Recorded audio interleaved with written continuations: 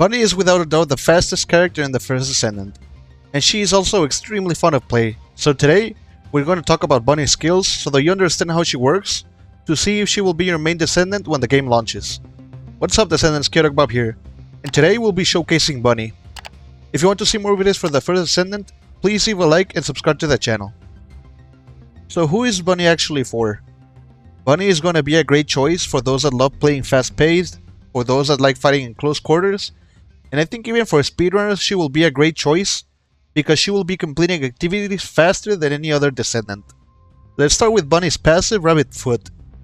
Bunny acquires 0.2% electricity per every meter traveled, but when she stops moving, she will lose 15% electricity per second, which demands you to always be on the move. Similar to Ajax, Bunny has another bar under her mana bar. This is the electricity bar, and your charged electricity is stored here, which means that you will also need to resource manage it, which isn't too hard, as she is almost always charging electricity. Now let's go back to the passive. When Bunny double jumps, she will also deal damage on a 4 meter radius when she lands.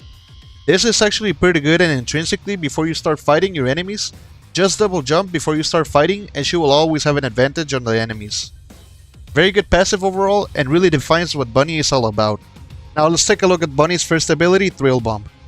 Thrill Bomb costs 100 electricity and has a 10-second cooldown, and it hits up to 6 enemies on a 7 meter radius, and it scales depending on how much electricity you have available. Per every 10% electricity available, Bunny will deal an additional 15% more damage, so if your bar is full, that's a massive 150% extra damage for this ability. This is a very good ability for ad clearing.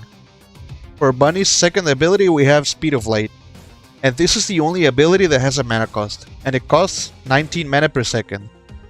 This ability increases Bunny's movement speed by 50% and will increase Bunny's electricity charge by 0.6% per meter.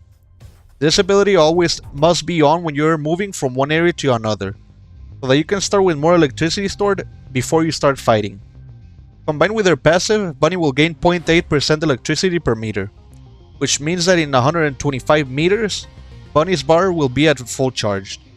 For her third ability we have Lightning Emission, and this ability pulses every 6 meters moved and has a 7 meter radius, and its power also increases by 15% per every 10% electricity stored, bringing it up to 150% more damage per pulse.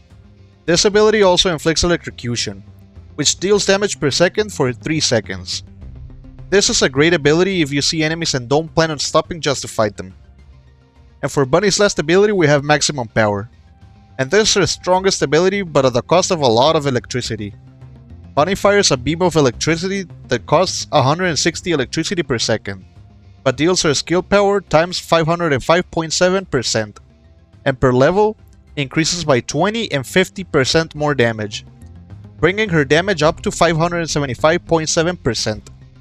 This is a great ability against bosses because Bunny will discharge all her electricity focusing on a single target, dealing a massive amount of damage. Bunny has everything she needs in her arsenal. Great movement speed, great ad clear abilities, and a great single target ability, which makes her a great choice for almost everyone. But what do you think about Bunny? Let me know in the comment section below. I'm very interested to see your opinion on her gameplay. And that's Bunny's breakdown, Descendants. If you found it useful, please leave a like, it really helps out. Now let's take a look at Bunny's gameplay. Data extraction is impossible. Magisters. Do you mean the technologists who were once allied with the Vulgus? More importantly, the enemy is after the Ancestors' data as well. Can anyone think why? Nothing comes to mind.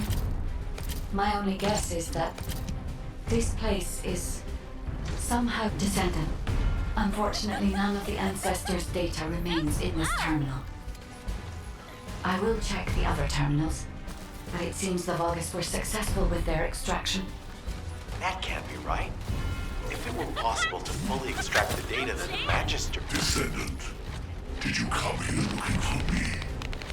Or did you come to witness the superior technology of the Vulgus? I am Greg, commander of the invading Vulgus forces. It is a shame that I am unable to face you directly. Investigate. investigate the other terminals.